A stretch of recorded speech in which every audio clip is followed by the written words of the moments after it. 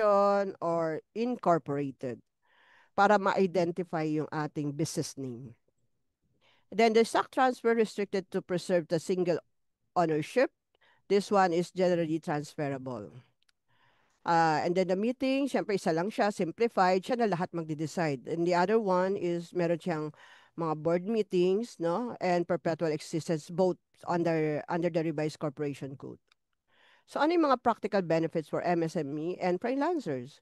OPC offers limited liability protection unlike the sole proprietorship. Kasi sa sole proprietorship, 'di ba, ang nakakalungkot diyan, yung liability mo minsan sa yung mga kulang natin, yung mga utang natin sa BIR, no? Aabot yan ng personal asset. Regular corporation benefit larger businesses seeking investors and complex governance. Yung common questions and the or inquiries dito sa ating RCC, ano daw yung mga advantages pag OPC, no?